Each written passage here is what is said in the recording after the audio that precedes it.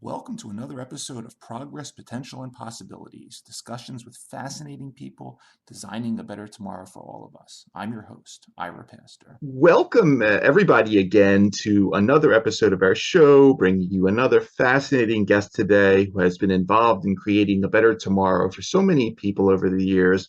We have the honor today of being joined by Ambassador Nancy Brinker, who is founder of the Susan G. Komen Breast Cancer Foundation, as well as co-founder of the Promise Fund of Florida.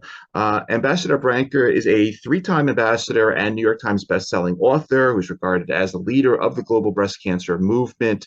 Her journey began with a promise given to her dying sister at the time, Susan G. Komen, that she would do everything possible to end shame, pain, fear, and the hopelessness caused by this disease. And in the last generation, the organization that bears Susan's name has really changed the world on many fronts. In 2009, President Obama honored Ambassador Brinker with the Presidential Medal of Freedom, the nation's highest civilian honor for this work. The same year, she was named Goodwill Ambassador for Cancer Control for the United Nations World Health Organization, where she continues her mission to help put cancer control at the top of the World Health agenda. In 2010, she released her New York Times bestselling memoir, Promise Me, How a Sister's Love Launched the Global Movement to End Breast Cancer, a very inspirational story of her transformation from just being a bereaved sister to an undisputed leader of this ongoing international movement. From 2001 to 2003, Ambassador Brinker served as the U.S. Ambassador to the Republic of Hungary and served as U.S. Chief of Protocol from 2007 to 2009. She's also the host currently of a weekly show on Newsmax TV.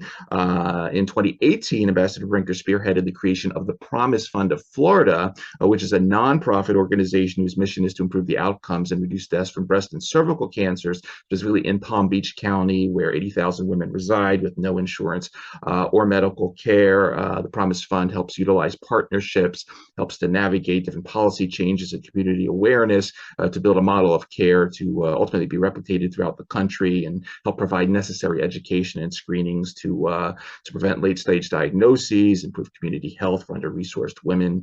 A lot of very interesting things to be discussed today. We're honored to have her with us. Ambassador Nancy Brinker, welcome to our show. Thank you. It's so nice to be here. I really, really appreciate you asking me. It's wonderful having you. I'm really looking forward to our discussion. I'd love to start off, if I could, though, by reading a short excerpt from Promise Me, page 147. Speaking your sister Susan, it has to be talked about. Breast cancer, we have to talk about it. It has to change so women know, so they don't die. Promise me, Nanny. Promise me you'll make a change. And then you, I promise, Susie, I swear, even if it takes me the rest of my life. This was the last Sunday, July 1980, and the last time you would see your sister. While the name Susan G. Komen has become synonymous with breast cancer awareness, advocacy, research funding over the years, I'd love to just to talk a little bit about your sister for those that may be less aware of the organization. And if you could, talk a little bit about this day that you first made this promise to your sister. Well, it was really a passage of time, but it was also living it with her, and part of me dying with her. because she was my best friend and my sister, cherished, 3 years older than I. She was the first homecoming queen of our high school. And she was loved by her friends. We were very different, though. She was a little bit shy, but she was an amazing inspiration to me always.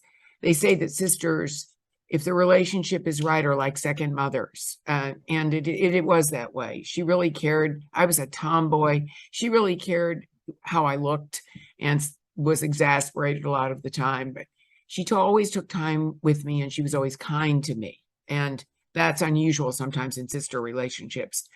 But it really, this was a journey that I took with her. My mother and I both did, because it was so foreign to all of us then, breast cancer being addressed publicly. Actually, one of the most important figures in her life when that happened was Betty Ford, which I think you saw the First Lady series probably on TV about, and it was all true. In 1974, when Betty had developed breast cancer, you really couldn't say the words out loud, and particularly not in Texas, where I lived at the time. It was a women's cancer that you had. You didn't use the word breast, radio, TV, print, anything, magazines and newspapers. And it was kind of a frightening time, like, gosh, I have this disease no one will talk about. But when Susie developed it, we knew it was relatively late stage, not on any fault of her own. It's just we didn't know that much about breast cancer then. And we were able to get her into the MD Anderson Cancer Clinic, which at the time in America, and her diagnosis was in 1977. But at that time, there were only maybe 8 or 9 breast cancer centers in the United States. In the major cancer centers, they were beginning to really focus on breast and cervical cancer, big out women's cancers. So Mother and I sort of split the duties, with Mother having to do most of the traveling with her. And I was living in Texas at the time, and that's how I was able to help get her into that clinic. And it was a very different time. I mean, most patients would have to wait 8, 9, 12 hours to see a doctor. There were only 6 oncologists detailed to this one clinic. And we were so lucky to get Susie in there, but it was clear from the beginning, by the time we got there, it was stage 4 disease and metastatic. And we knew the chances were slim of her living any kind of a long lifetime, because we didn't know enough about cancer then. Everybody sort of got the same same chemotherapy, same drugs, and tailored in one way or another, or put some or additives with them, but they really weren't as effective as they needed to be, and particularly as the disease had progressed. Nothing like today. So right before she died in 1980, one of my last visits to her, because she lived in Peoria, Illinois, she took my hand and said, "Nanny, I want you to make sure that nobody dies from this disease." She wouldn't use the word die. She used to say, "When I get better, I want you to make sure that no one dies of this disease."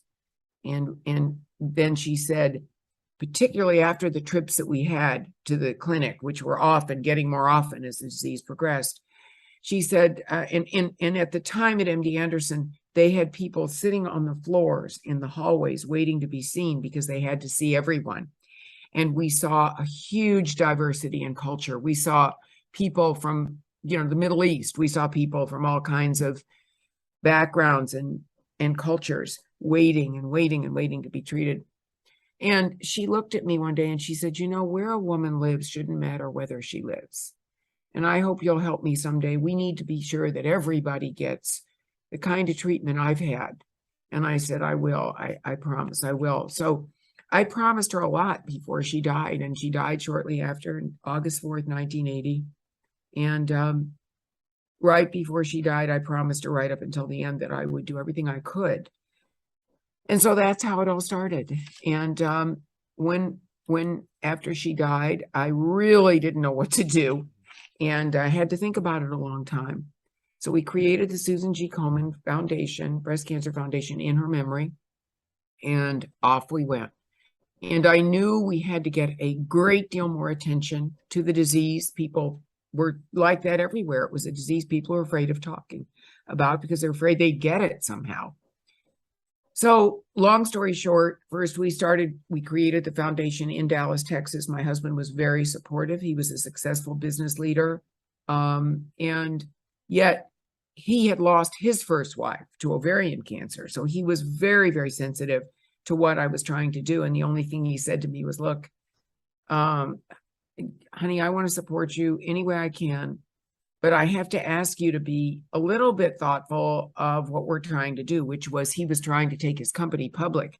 And he said, I've asked a lot of friends for money, and I really don't want to hear that you called them this the day before asking them for money for your new foundation. So I said, I would never do that. So the next day I called all of his friends for money.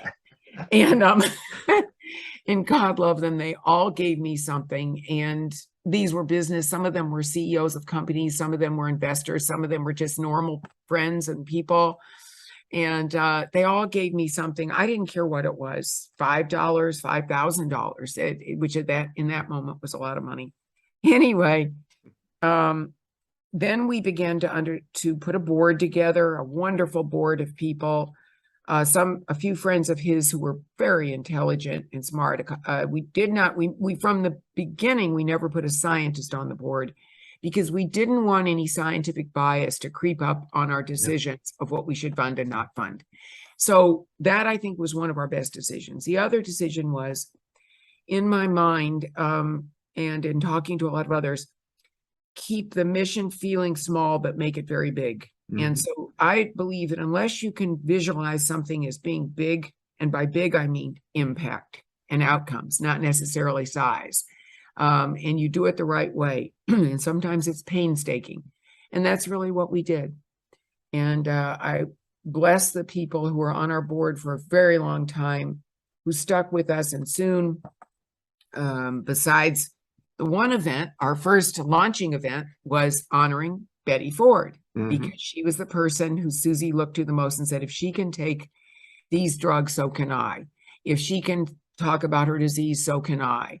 And I'm going to do it. And Susie was, again, a shy person. It wasn't easy for her to do this. So I called up through some friends. I was able to get a conversation with Betty on the phone. And I said, Mrs. Ford, I need you to come to our event. And our first event was a riding event. We were doing a polo exhibition with just women polo players. And, Texas is a very outdoor place. People loved horses. It was the culture.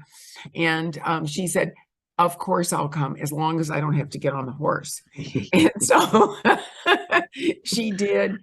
And from day one, the first night, we gave her that award. And it was amazing. And actually the event got rained out. So, but everybody came and gathered in the clubhouse where we'd had this. And I knew it was going to work. I knew it was going to work because people were intrigued. She was so heartfelt in the way she behaved and the things. Betty took on things, as you know, that sometimes weren't popular and sometimes controversial. As a first lady, she was amazing. And they were just the nicest couple in the world. So we did that Betty Ford Award in her name at a luncheon, which grew in a very big size that October 1982. And she was amazing. The whole ballroom was filled. And as she told her story, people came, and yet they were shy about coming. They didn't want to join the committee because they weren't sure the name breast should be on anything. And particularly their husbands didn't want, it was such a different culture. And so she realized what had to be happening. And she was so supportive of me, I can't tell you. So that was that. About a couple of months later, after we did this big event, I thought, what we really need are grassroots. We can have a big event every year, raise some money, significant money, but what we really need is the awareness that can only be brought on by a very successful public events. Remember, we didn't have the internet then. We didn't have computers we were using. We didn't have broad TV spectrums with 80 different channels and different ways that you could go on. We still were the ABC, NBC, beginning PBS model. And that was it. And the radio waves helped us a lot. But So then I woke up one night, in the middle of the night, I saw people, and I can still remember the dream vividly, running with spears, women dressed in pink. And I thought to myself, I woke up and I shook my husband. I said, Norman, you have to wake up. I think I know how we can do this. And he said, what? Do what? And I told him, he said, that's a good idea, honey. Let's talk about it in the morning. I said, no, we got to talk about it right now because you'll be too busy in the morning and you've got your business to do. So I told him I had this vision of women running, and they wanted to kill something. They wanted to attack something. And that was the feeling of it. So we got to work. The original committee that had worked with me to do this big luncheon event, which was very successful in their minds, was as big as we probably should get because it took all year to do it. And how much more work could we do? So they tried to convince me I shouldn't do it. We shouldn't do it. But I said, you're right. Well, I did it anyway. I found some friends who were runners. At the time, women were jogging and running and everything. Found a partner in a sports firm that was into that kind of marketing. And we established the first Race for the Cure in 1983, October 22nd, 1983. We did it at one of our big shopping centers. I was terrified. I thought nobody would come out. I told people to bring their dogs, bring their grandchildren, bring whoever they could. And you know what? That day, they all turned out. I was almost 1,000 runners, which for somewhere like that, for Dallas, for people who weren't keen on talking about things like this, it was a complete success. And it grew and grew and grew from there because it hit the heartbeat of what women were thinking about. They knew people were dying and couldn't talk about it. So that's how it went. And then it became the largest women's sports event in the United States or in the world, really, because we'd gone so far with it. And then Susan G. Komen became very successful because we were funding good research. Mm-hmm. And that good research today, by the way, is responsible for a lot of the new medications and treatments that you see for metastatic disease, which we've made pretty good progress on, not where we want to be, but we are extending lifespans of people. The death rate has gone down fairly dramatically over the years, but much more work to do. But it wasn't really until I finished writing my book that I began really thinking about, I really want to know how impactful we have been. And I began to talk to a lot of patients. I began to see people. I was out of the growing mode of that organization. And I realized the biggest problem we're going to have going forward, because the science funding was catching on in America. Millions and millions and then billions of dollars was going into cancer research, and a lot of it breast cancer. But what I didn't see was progress that was being made on the lower end of the scale, the under-resourced people in our population who have no care. So that then spurred me in the last 5 years ago to start the Promise Fund of Florida, because of the large amount of women we have. We're such a fast-growing state who have no primary care. And a lot of it is because we don't have enough Medicaid, but a lot of it really is that we did not have a system in place, created and helped by the private sector. I always believe if government can't do it, then you have to do things to make them realize they need to do it. And that's what's happened. We work with the federally qualified healthcare center program. And we decided to go and beg for a 3D mammography installation to be put into the healthcare center. These are centers that are open and reach out to, again, to under-resourced people who do not have enough primary care. And they're all over America. There are thousands of them. They do a great job. They're the place, they probably treat over 70% of poverty-ridden people. Mm. And so we went to them and said, we want to put in this mammography center. Would you do it? No, we really can't do things that are diagnostic. I said, well, look at it this way. It's not diagnostic, because diagnostic would mean we'd have to excise the tumor. We'd have to look. This is screening that we know works. And when you screen and find a disease early, guess what? A patient survives more often than not. And we've saved a tremendous amount of pressure that goes to the family because of the cost of late-stage disease. And we need to have a sort of wellness culture in this country, not a sick culture. Mm-hmm.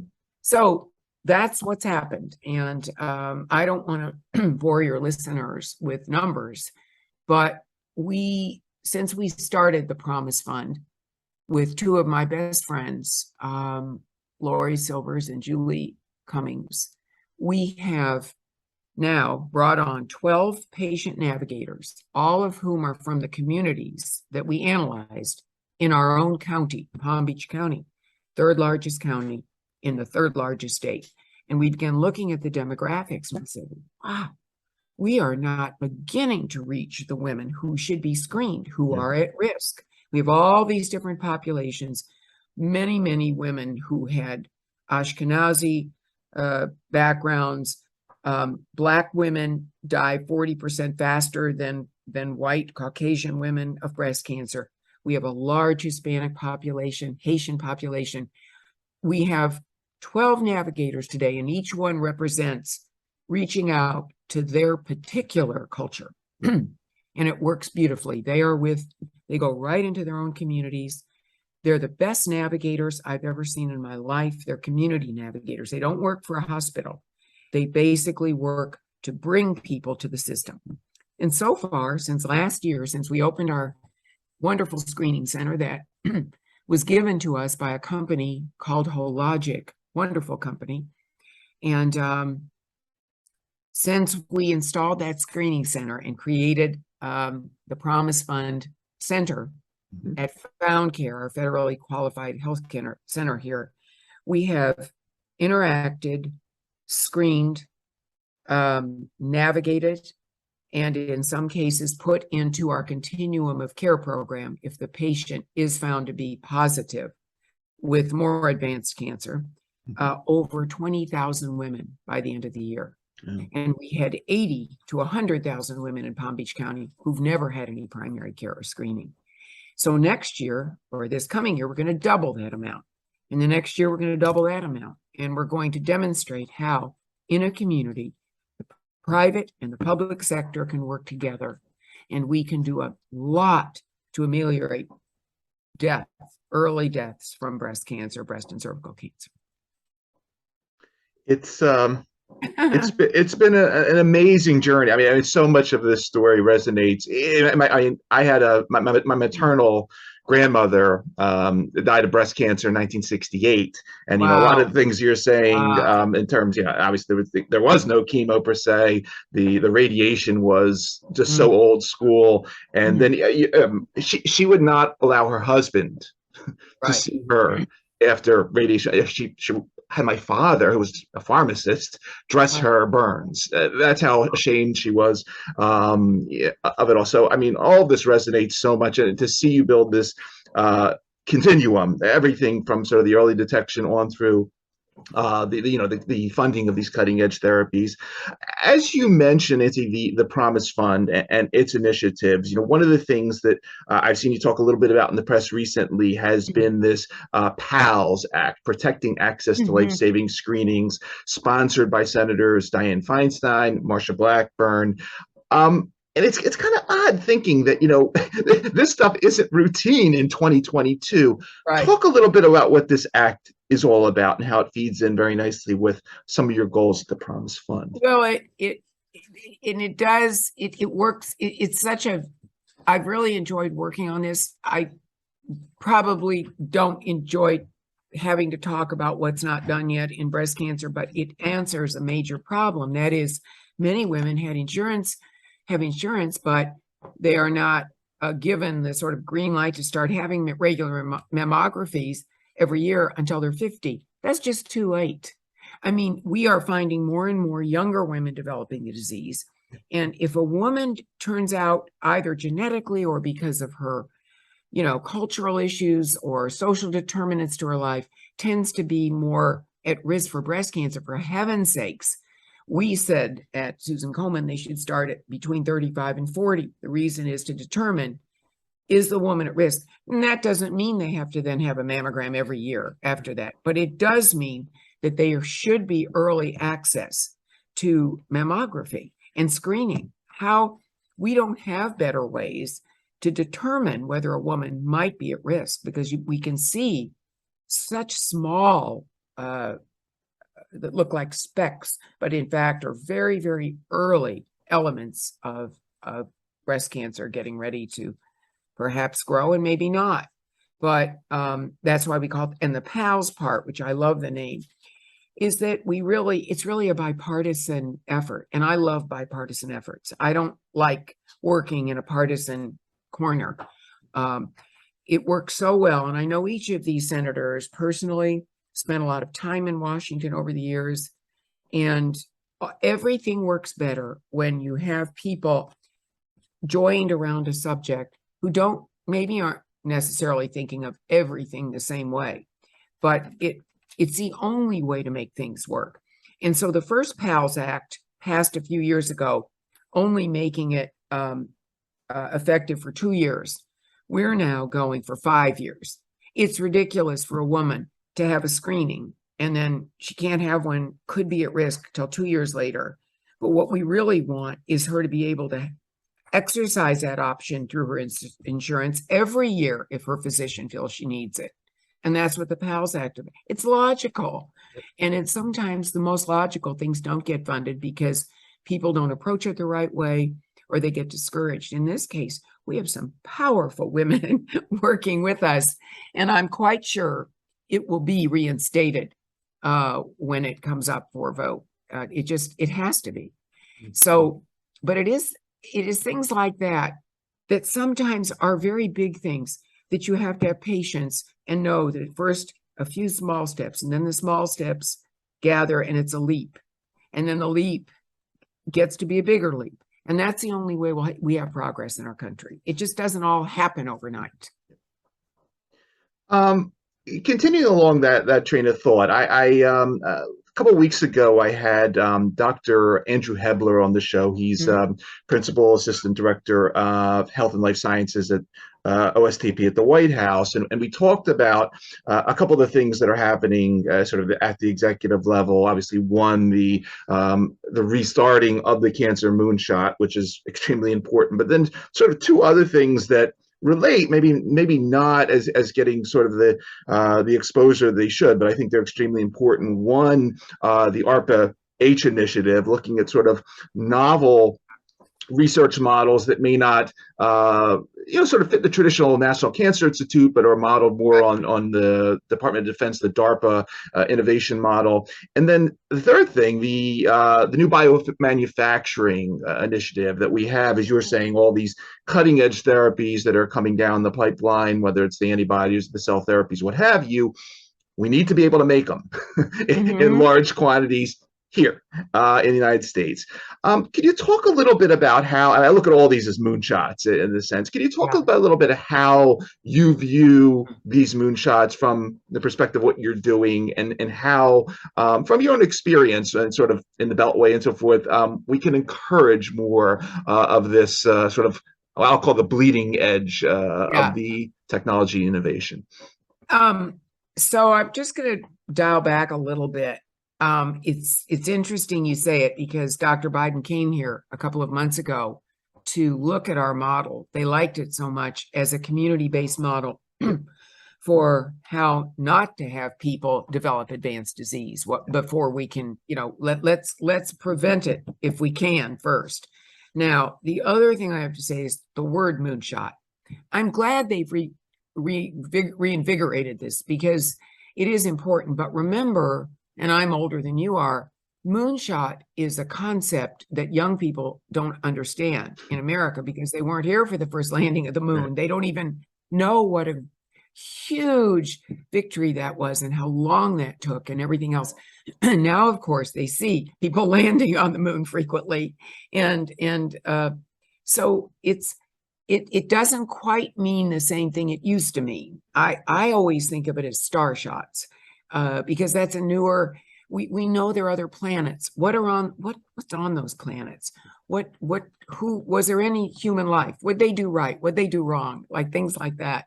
But I think the name, it's now identified, fortunately, with the Biden's program, and they've had enough heartache in their family from this disease, from cancer, and they approach it very authentically, and they're very interested in it. And those are qualities I really look for when we are working with people. We want to work with people who are authentic, really want to do it, and support us in some way. But I think what eventually they will come to, though we haven't really had a direct conversation about it, is I'm all for, and I think everyone else is, putting the greatest amount of resources we can into science and making, creating products that will end up with, lessening or ending metastatic disease. But it's a whole system. It has to be detected earlier. And I'll never be quite convinced that when a disease is metastatic, you can roll the time back that fast. I think these pharmaceuticals work very well in some people, and others they don't at all. And we have to learn how to separate that out. And again, it is the cost and access factor. And that's the piece that have felt now after almost 50 years working at this, that unless you really know what creates the greatest cost and the greatest suffering, and that obviously the greatest suffering comes when someone dies from the disease, but you have to look at those factors and determine what comes first. How do we keep so many people from getting to end-stage disease? How do we do that in a way that we know works? And for those where it doesn't work, that's when you get very concerned. Can we have a prevention sort of drug? Yep. That's what I'm thinking about. I'm never sure that any of this is going to be completely curative in its latest stage. So my interest has become, over the years, much more focused on prevention and much more focused on prevention research. Mm-hmm. The HPV vaccine was a huge step forward with cervical cancer. And by the way, we at the Promise Fund not only deal with breast cancer, but cervical cancer. Right. And the reason it's so interesting to me is because the cultures play into it again. Certain women are much more at risk. Also, it's a slow-growing disease, so we can follow what happens. But again, if a woman has an HPV vaccine, most of cervical cancer is caused by HPV, and it can be a very slow-growing tumor, a cervical cancer. But nonetheless, I don't know if I've answered your question. I think we have to examine the our population. How many people are in the category of being under-resourced and without enough assets to even maintain a lifestyle? And be honest about it. Where are the measures? What are they? And by the way, where are they? Where do they live? Well, we know people in rural counties generally do more poorly. We know that people in our county, in Palm Beach County, we estimate we have 80,000 plus women that have not had good primary care or any. And you got to start where you can start. So you need to really be very clever and good and diligent about measuring. Measure twice and cut once, something we used to say in Peoria when I was growing up. But I think that we need to be much better at measuring our population, counting our population, understanding who lives where, what are the social determinants of getting them into care. So this is where I am focusing all of my time now, because the science guys are out there doing what they need to do. They're very well funded. Actually, they're not interested in what I do at all. They are, but they don't think it's ever really going to make a difference, because they know that the drugs they're creating are so expensive that the Medicaids are not likely to pay for it. And it's just not it doesn't feel right to me. And that's why I felt I needed to commit the last years of my life to doing this, because somebody has to convince somebody of the reality of what we're dealing with here. And it's not just science. Sure. It's science and whatever comes behind it, if that makes sense. Yeah, no, it makes perfect sense. But as you were pointing out also about screening, obviously, but then that whole area we have sort of a death valley in terms of early stage, what I'll call chemo prevention or whatever you want to call it. That is a an unmet of the unmet that are out there. I concur on that one completely. And they're growing. Ira, these populations are not diminishing, they're growing. Yeah. And if for no other reason, the cost of the treatment, maybe they're not in poverty level yet, but they certainly can't afford their policies, or there aren't, the drug companies give away these coupons. And what I kind of resent is that a great deal of investment has gone in these countries, given by the government, given by our government. We're all invested in these pharmaceuticals and approaches and their marketing and their this and their that. I want to be involved in getting these preparations to people, to everyone, not just the best patients, frankly, who are seen. And I had developed breast cancer 3 years after my sister did.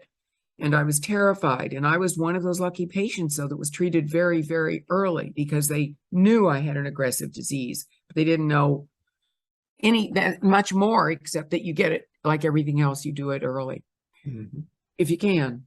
And so that's really what I'm looking at and thinking about most of the time now, because it's not popular. It's not what people want to do. And the other thing, Ira, that I found, and I think we need to talk about, is it is possible for communities, for very local, all people want to be treated in their own hometown. And there's a reason for that. That's because so many problems are solved early in primary care and also in cancer therapy, treatment detection early. If a community and if people who have the ability to do it can make systems and create systems that work for everybody in the community, a lot more progress will be made, particularly in the death rate. So that's really what I think about all night long now, all day. What obviously the last couple of years with the pandemic has impacted the ability on all fronts in terms of sort of the non-communicable diseases and the importance of screenings across the board. What are some of the things that you've seen in terms of COVID and cancer screenings that you're specifically focused on in terms of the cervical and the breast screening? Well, and how has your organization helped sort of? Well, there was an 87% drop in screening of women with breast and cervical cancer during COVID. And as one well-known cancer CEO here in South Florida said, it is like a 10-year ticking time bomb, because the disease won't be discovered till much later when it is not curable and we can throw everything at it. So we're working right now.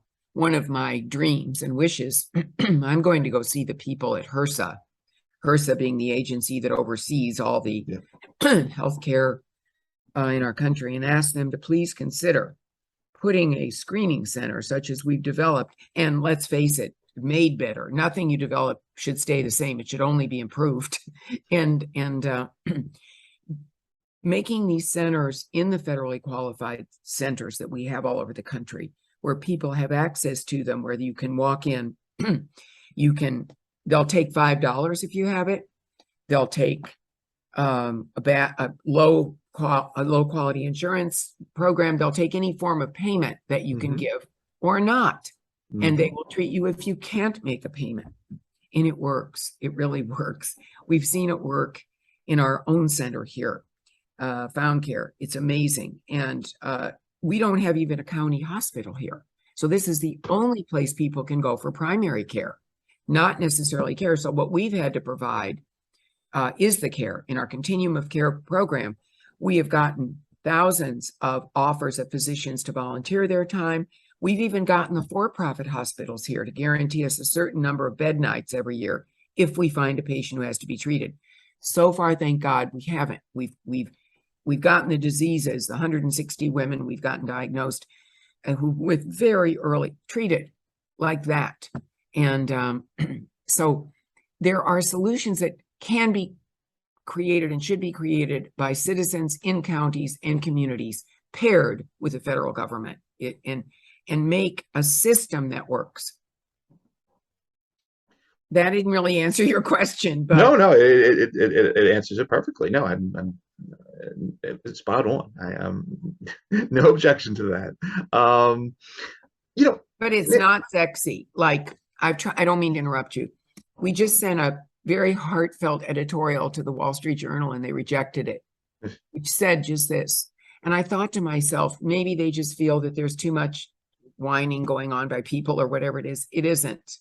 It isn't. It's the truth. I hate to say that it's a truth. And I'm sad that, you know, our thoughts get rejected when it comes to things like this that don't affect just thousands. This is millions and millions of our citizens.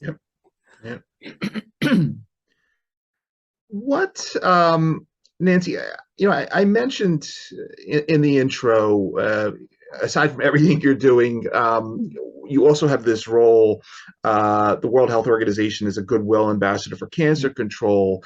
And again, you know, here we have something. Cancer is clearly, you know, in these two lists of the developed and the developing world's diseases, and cancer's on both of them. It's no longer a disease just of the developed world. Talk a little bit about some of what you see when you're involved with the WHO, sort of on the international scene. I watched this keynote that you gave a couple of months ago on the future of women's health, and you had ambassadors from Nigeria and Iceland, and you're talking about a bunch of different themes in terms of women's health, gender equity, and so forth. Talk about what are the global perspective and some of what's happening there that can be applied. It's interesting that you asked the question. First of all, I no longer do that job. I did it for 3 years, but in the 3 years then after that, serving the WHO as a Goodwill Ambassador, and at the time, or it is said by many that they believe that Chinese citizens or China as a country sort of lead the WHO, or rather push in a direction because their population's large. And, you know, joining the WHO is voluntary. It is not a way that we can, it's a UN program that we can tell people they have to be. So that it doesn't include all the members that it should have, and particularly from these countries where there are high rates of poverty. And so the biggest problem we had there, Ira, was getting the word cancer as a chronic disease inserted in their language. It took us 5 years. And when I got back from that, we created a meeting. The wonderful individuals who worked with me, some from the State Department and some from just our medical world in general. And we called a meeting together at the Council on Foreign Relations with all of our former HHS secretaries. And it was an amazing meeting. And we created a book, a paperback sort of guide out of it about what we need to do, again, in our communities, in our states, in our districts, in our governments, to recognize the fact that cancer is a chronic disease. And it took all that time to get the folks in China to sign off on it, because you can see they have such a huge population. They're concerned. They don't treat their citizens the way we treat ours. So it's a different world. It's a different system. And so really that was the part that was the most frustrating to me, because it at least we will recognize this disease. It is not a cold. It is not COVID. It is not a virus. It is everything. And it's not communicable per se, but it's a chronic disease. Once you have it, you have to always monitor it and know that it could return, et cetera. So that really was my experience there. And I find that as much as I love to get on a horse and gallop, this is a job that you get on a horse and trot. That's about as fast as you get, because all countries do not view things the same way. And as much impact as we tried to make, we did make impact. And then a year or two later, came a different director of WHO. And so I can't tell you that things have progressed there as much as I would like to see. But again, there are other agencies, international agencies. We still do a lot in our country to reach out more than any other country into low resource places in the world, and do all we can. But until we have sort of a rallying cry about this, and that's why I was excited that the Biden's brought up again the moonshot, we need to make it a global effort. At least it now has awareness that it is a disease, it is a dangerous disease, and it should be treated. And in countries with sort of universal health care, not that I think that is going to happen in the US because we're so diverse and so large. But nonetheless, the countries who've taken it on, are doing a little better with at least their lower resource population.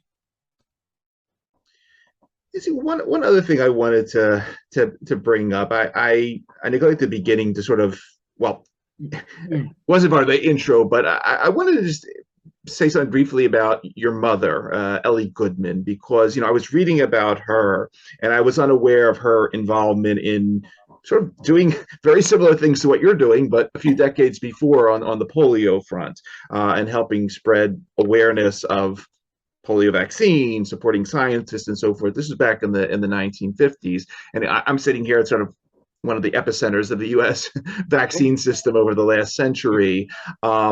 Made amazing progress, but I scratched my head that in 2022 we have a lot of weird stuff in the ether regarding vaccines nowadays, and I just wonder, along the same lines of what you were just talking about, you were mentioning, okay, so the Wall Street Journal doesn't think cancer prevention is sexy and whatever, don't want to write about it.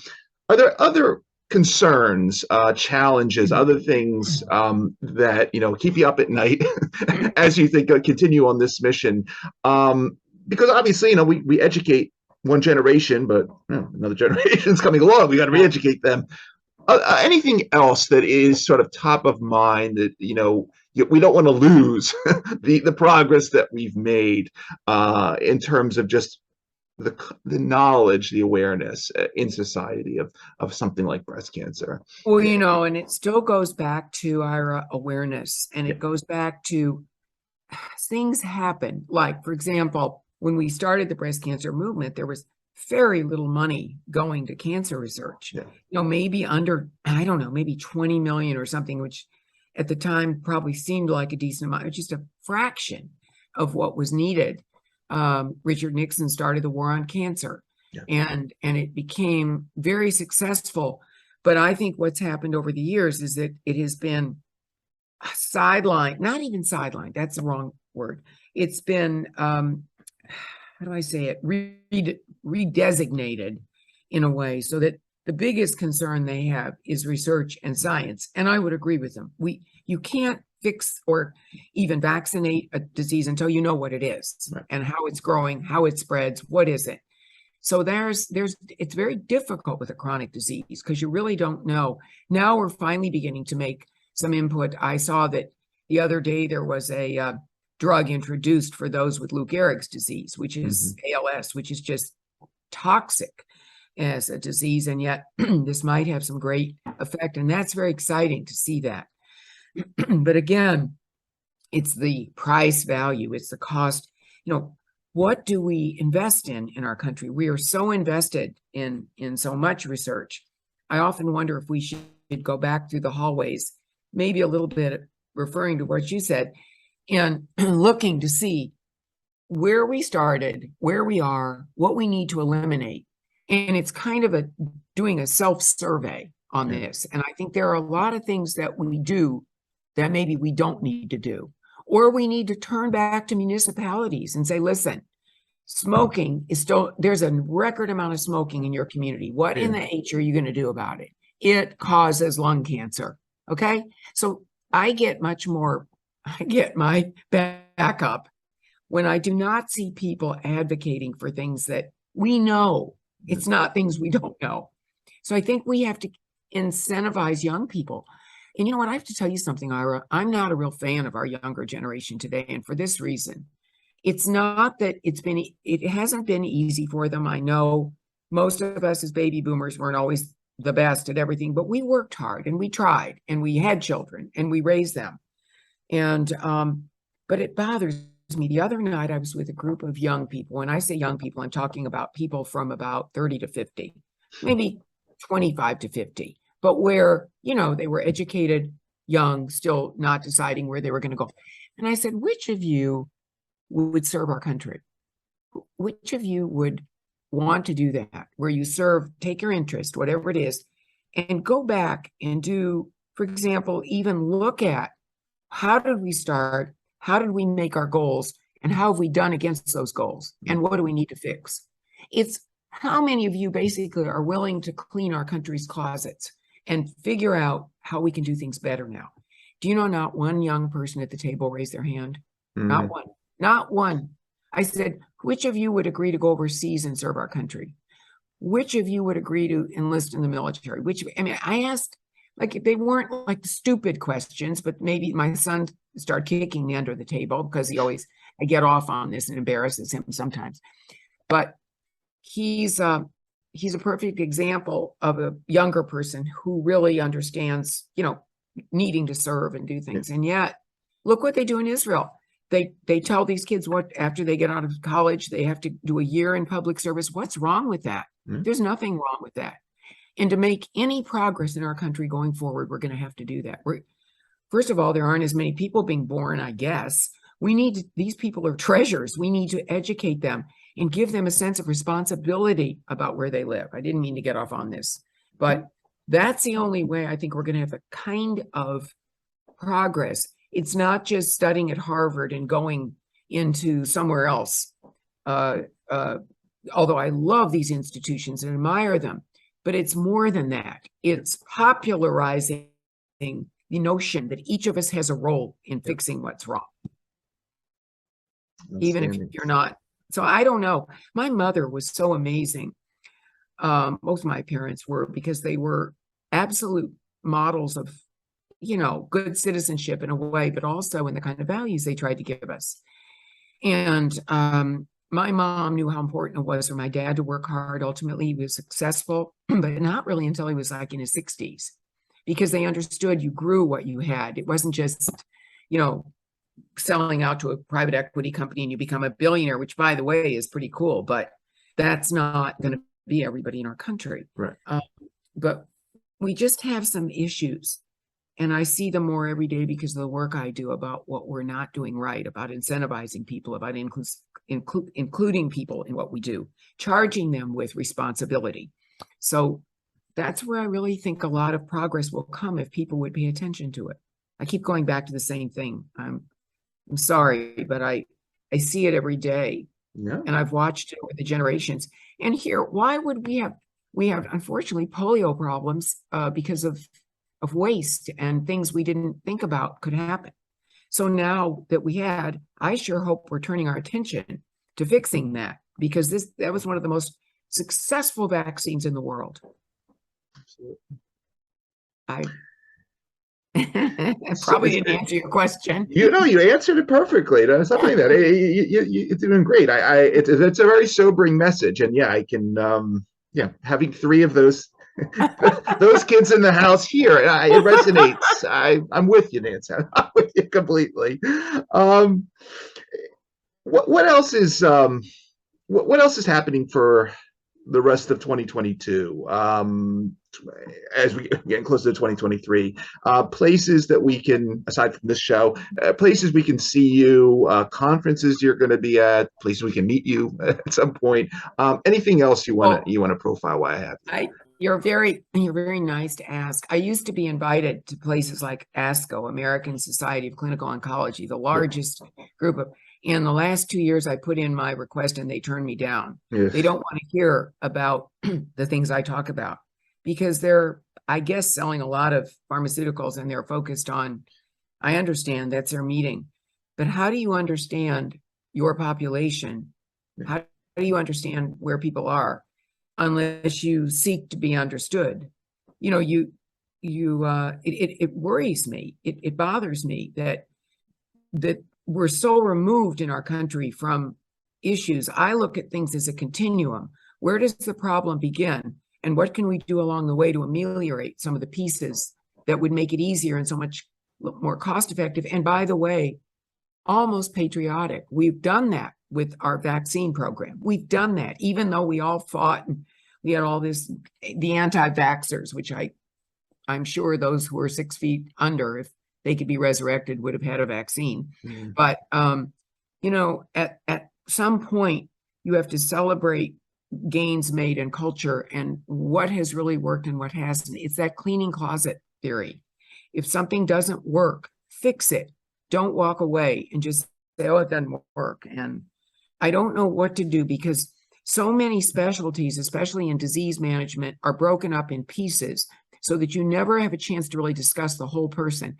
I almost think there needs to be at the beginning of each one of these big meetings another lesson in primary health care. What is good primary health care? Because actually, Ira, the people who do better at cancer and survive had a good primary physician. So sometimes it's just going back to simple things, and we don't do that. And Mother used to tell me, if the floors aren't clean, you can't blame the guests for tracking out dirt or in dirt. You know, if your house is, you've got to take care of what you have to take care of and be part of what our country should be and is, and was declared the greatest base of freedom and progress ever in the world. It is like that. And my parents were very patriotic. I don't know how yours were. I'm sure they probably were. We had relatives killed in the Holocaust. We still take it very seriously. I have a very tiny family, but you know, freedom's not free. And the things we're talking about aren't free in terms of our time, our money, and our focus. It's a wonderful message. Boring, I know. No, it's not. I know, but the concept of getting back to the simple things, and you know, not forgetting. You know, we tend, unfortunately, to forget too much. We forget too much history. I lament that a lot myself, especially just in the biomedical sphere. But I mean, yeah, I mean, your message is spot on, Nancy, and I just, you know, I'm a big fan, and I'll continue to root you on for what you're doing. That's why I wanted to have you here. For everybody, again, that is going to be listening to this particular episode of our show across the various podcast networks or watching on the YouTube channel, you've been listening to Ambassador Nancy Brinker, founder of the Susan G. Komen Breast Cancer Foundation, co-founder of the Promise Fund of Florida. Go pick up a copy of Promise Me, How a Sister's Love Launched the Global Movement to End Breast Cancer. Nancy, I want to thank you. I just want to thank you for taking the time out of your schedule to come talk to us about this amazing journey that you've been on. Obviously, thank you for having done it all and continuing to do it. And as we like to say on our show, thanks for helping to create a better tomorrow for so many people out there via what you're doing. And, you know, just really, really appreciate thank you, Ira, so much. And if anybody wants to read about what we do with the Promise Fund of Florida, go to the promisefundoflorida.org, promisefundoflorida.org, and you'll see some really not just heartwarming pictures and stories, but you'll see a system growing that we believe can be done all over the United States. And so I thank you for the opportunity to speak to you, to your public. I'll talk anywhere I can or go anywhere I can to get this progress made. And I thank you for being so kind. It was great seeing you. You